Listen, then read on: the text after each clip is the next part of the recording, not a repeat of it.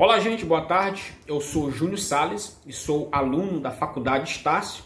Eu curso Filosofia, licenciatura plena em Filosofia, nesta maravilhosa faculdade. Estou aqui para gravar um vídeo sobre o PCC, que é a prática de componente curricular da disciplina de aspectos antropológicos e sociológicos da educação. Vamos falar sobre a desigualdade socioeconômica e diferenças sociais.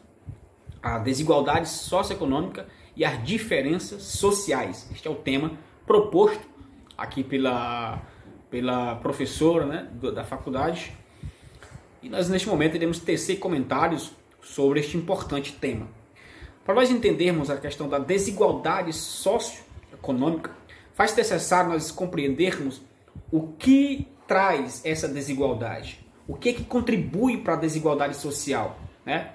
Quais os meios que contribuem para que a sociedade esteja em uma constante desigualdade.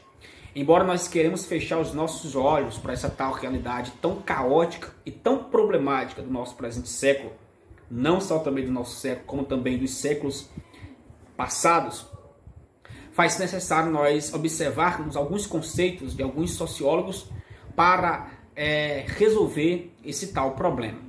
Mas primeiro, faz necessário nós compreendermos o que leva à desigualdade social. Pelo menos existe de muitos fatores, eu quero aqui listar três fatores que contribuem para a desigualdade social. O primeiro fator que contribui para essa desigualdade é o fator econômico, ou seja, a má distribuição de renda para algumas cidades, para alguns estados, faz com que este método repasse para o indivíduo uma desigualdade social. Então, parte logo deste princípio da desigualdade econômica.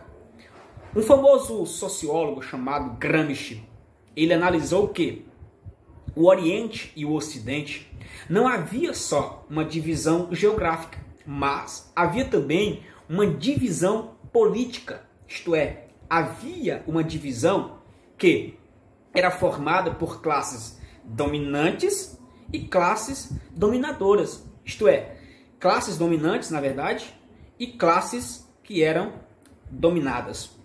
Então ele falou sobre os intelectuais e ele também falou sobre os comuns. E Gramsci falou que existia uma grande desarmonia entre essas classes, isto é, a classe dominante, ela tinha os seus tabus, né, os seus princípios, que acabava atropelando a classe comum. Por isso, Gramsci falou que os países que pertenciam ao Ocidente, estes países, eles eram de uma classe baixa, enquanto que os países que pertenciam ao Ocidente eram países que possuíam um grande privilégio.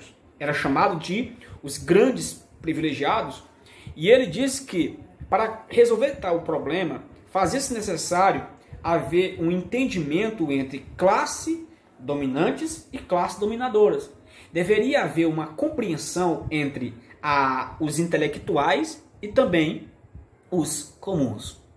E ele disse que os que pertenciam à classe comum não tinham tanto privilégio, enquanto que os que eram da classe dos ditos intelectuais tinham grandes privilégios. Por isso, havia essa desigualdade. Os que viviam no Ocidente tinham privilégios, que era o país que estava sobre a base do Estado e da sociedade civil, enquanto que os que estavam no Oriente não tinham esse privilégio, não estavam debaixo disso. Por isso, Gramsci falou que o único meio para resolver tal problema seria a harmonia. Os mesmos privilégios que da classe dominante tinha, do mesmo modo também tinha que ter das classes dominadas.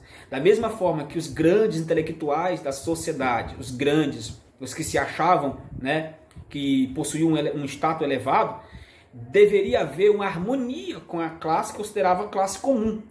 Partindo desse pressuposto, resolveria tal problema na sociedade. Hoje, infelizmente, nós vamos ver que um dos fatores, como já falado, que contribui para a desigualdade social é o fator econômico, da má administração das verbas públicas. de alguns bairros, aliás, de algumas cidades, de alguns estados que são alvejados por essa desigualdade. No tocante ao país em que vivemos, o Brasil sofre muito essa questão. Por exemplo, a questão da saúde, a questão da educação, pessoas que têm mais acesso à saúde, enquanto que outros não têm. Então, tudo isso é decorrente do fator econômico também. Só que existe outro fator também que contribui para a desigualdade social, que seria, pois, a desigualdade social olhando para outro fator, o fator racial. Ou seja, pessoas que possuem uma raça, né, uma cor diferente, essas pessoas também são colocadas à beira da sociedade. Pessoas que têm uma crença diferente, pessoas que têm uma cor diferente, né, pessoas de cor negra, essas pessoas elas sofrem também uma desigualdade social. E infelizmente esse problema ainda também não foi resolvido. Nós vamos ver essa questão, as famosas castas de algumas pessoas que têm privilégio e outras não têm privilégio. No tocante aos negros, né, que existe essa questão as castas, né, na questão de enfrentar, né, frequentar a faculdade, né, ainda existe esse tabu existente. Né. Na Grécia Antiga também existiam esses pormenores e ainda não foi resolvido. Então a questão racial, né, a questão da raça influencia muito também no tocante à desigualdade social.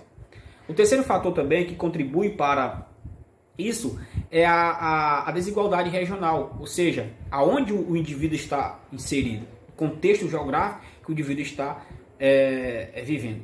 E isso nos remete à ideia e nos remota também a ideia do famoso Gramsci, que ele diz que os países do Ocidente tinham privilégios, enquanto que os do Oriente não tinham privilégios, porque os do Ocidente eram mais desenvolvidos, enquanto que os outros não eram.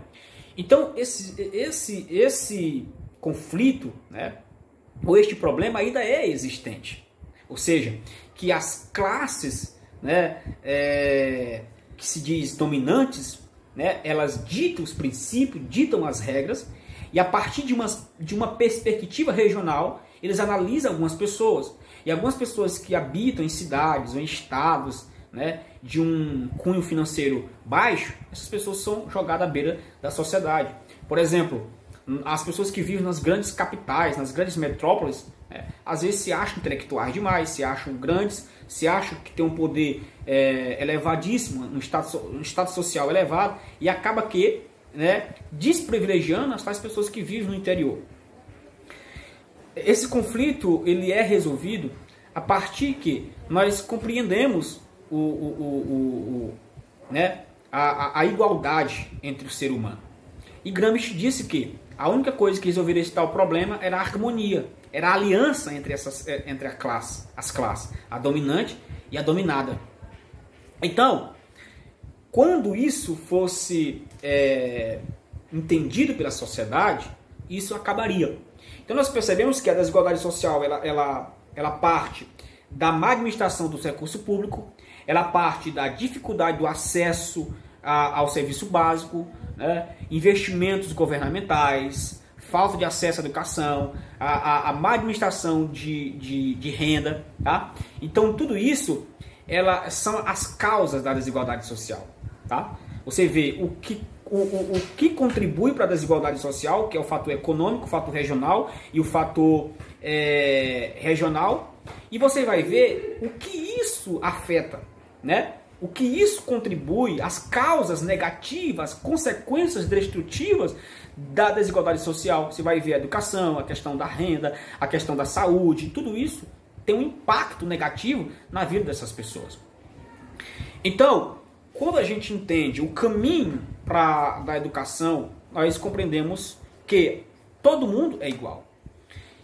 O sociólogo chamado Émile Durkheim, que foi um dos grandes contribuintes para a sociologia, a sociólogo que atribui a sociologia a ele, né? Nós sabemos que o fundador da sociologia foi Comte, mas foi a partir de Émile Durkheim que a sociologia ganhou nome, né? Ganhou um grande, eu digo assim, ganhou um nome científico. Por quê? Émile Durkheim acreditava que assim como a biologia, a física e a química tinham seu próprio objeto de estudo, assim também a sociologia deveria ter o seu próprio objeto de estudo, nesse caso seria o homem. Por isso, Émile Durkheim ele analisou a questão da sociedade E um dos seus objetos de estudo, né, que ele desenvolveu foi o fator social, dividido em coercitividade, exterioridade e generalidade. Esse famoso sociólogo acreditava que a educação seria a única arma e a ferramenta que ia contribuir para o progresso da sociedade e o desenvolvimento da mesma. Ele diz que assim como a sociedade está em constante mudança, em constante desenvolvimento, ele diz também que tinha que haver um método de educação que pudesse acompanhar esse ritmo acelerado de mudanças. E ele disse ainda que, como o homem ele é um ser social, ele teria um impacto com a sociedade. E na medida que esse indivíduo teria um impacto com a sociedade, isto é, tivesse uma convivência com os princípios da sociedade, ele seria aquilo que a sociedade quer que ele fosse e não aquilo que ele quisesse ser.